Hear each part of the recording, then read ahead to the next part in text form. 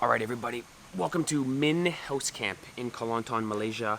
Probably one of the best accommodations Ivana and I have ever stayed at, but more on that later in future videos. This video is about our experience at a very conservative Islamic Malaysian wedding.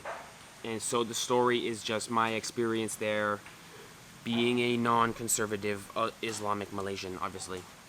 So we're staying at Min House Camp. The owner of the accommodation says, there's a wedding here tomorrow.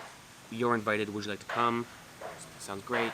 So the wedding is just down the walkway here at the rec center. Starts at 7:30 p.m.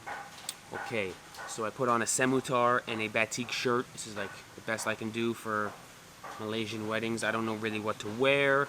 Go down there with Ivana and two of our other friends. So there's four of us together, foreigners, first time experiencing this.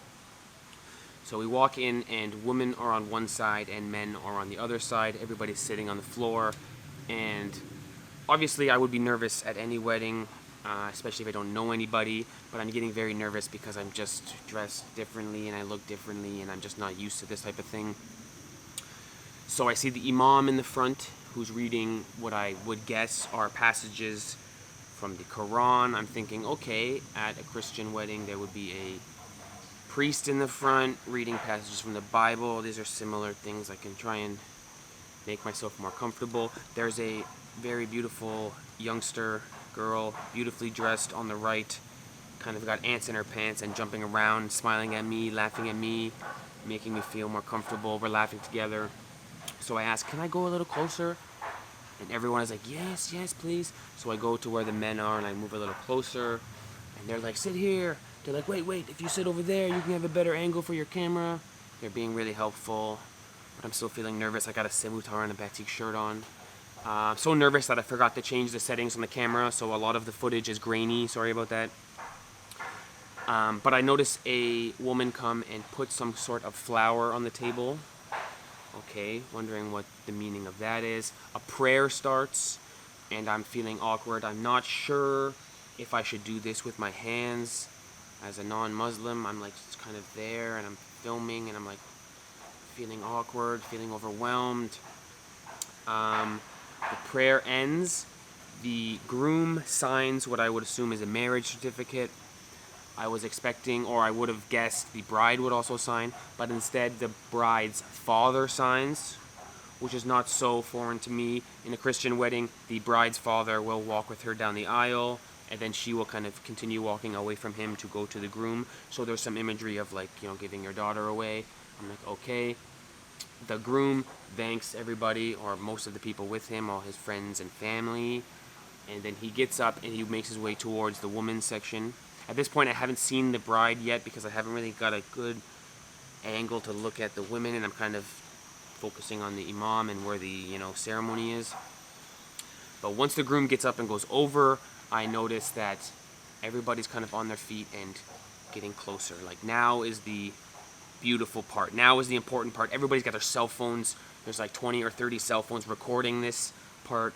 And the groom puts his hand on the bride's head. And I'm like, what is happening here? Everyone is filming this. This is like it. But I don't know what it is. So I asked the people I'm with, some of the locals there, and they're like, this is the first time the groom has ever touched the bride. And so I felt like I wasn't prepared for that information. Obviously that's so different than anything I'm used to at a wedding or any sort of lifestyle, and I'm happy for them. The energy is so happy, and I'm happy for them, but at least a little bit of me is like trying to imagine what that would be like, and just kind of unable to even come up with anything. It's so different than what I'm used to that I can't even imagine what that was like. And I remember thinking,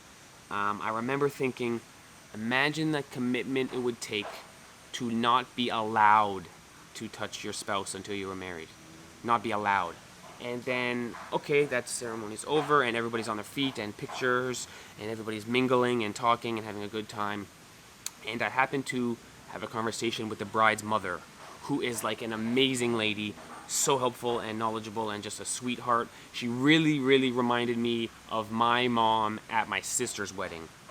So my mom being the mother of the bride and her being the mother of the bride, this like permanent smile on her face, so happy and just thanking everybody and just trying to take care of things, and really, really great lady. So talking to her, obviously her face is not covered. She's not as conservative with Islam.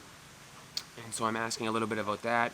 And she says, oh, this was my daughter's choice. My daughter went to school, fell in love with the religion, fell in love with studying it, chose to go to study it even more, like in university. She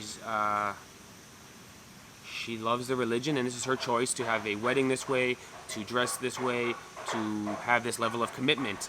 And so it kind of hit me in that moment when I was thinking, imagine the commitment it would take to not be allowed to touch your spouse. It's not allowed. It's more accurately, imagine the commitment it would take if you chose and you felt it was the right thing to do to not touch your spouse until you were married. And so that conversation with the bride's mom kind of switched with me. And so we come back to here in this dining area. We have some food. There's some pictures. We got a picture with the bride and groom who were like so gracious. Got to meet them. He's 24 years old. He's so happy. One thing I noticed that was so similar to weddings I'm familiar with was this guy was so happy. His face was smiling the whole time.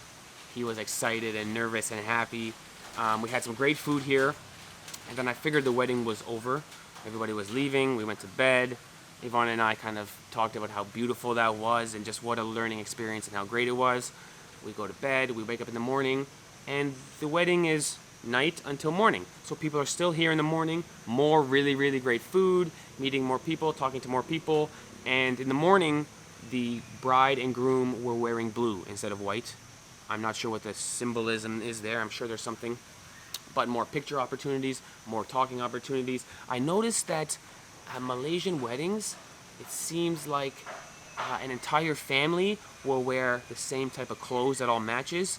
And I kind of like that. I wish we could adopt that in Canada. One of the boring parts of Canadian weddings or Christian weddings is it's just suit and tie. All the men are the exact same. Black jacket, white shirt, black tie. They all look the same. So if every family had their own, style, where I'll wear this type of suit, my two sons will wear this type of suit, my wife will wear this dress that matches me, and our daughter will wear one that matches her. I thought that was a very neat thing. I thought that could be something trendy that catches on in Canada, where every family has their own color or style or pattern or whatever. But what a great experience overall. We finished up eating here, and then everybody left, and it was just an amazing experience. It was kind of a roller coaster of emotions, from like so nervous to be there. Felt like everyone's looking at me. Obviously, everyone's looking at the bride and groom, but I just felt like out of place, like, oh my gosh, I'm embarrassed.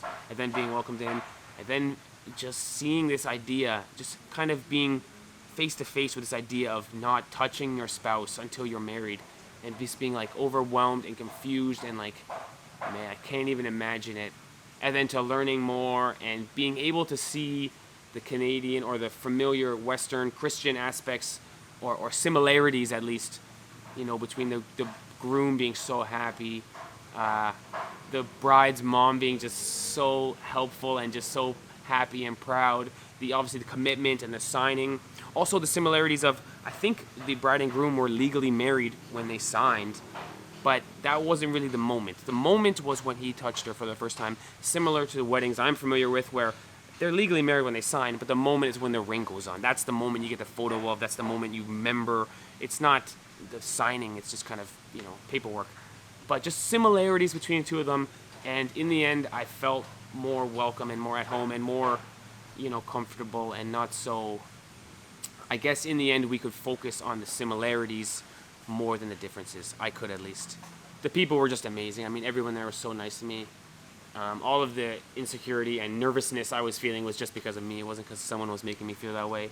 And in the end, it'll be a travel experience that certainly never forget. It's right up there with some of the best travel experience in my life. When will I ever get the opportunity to be just at a wedding that I would never normally be at?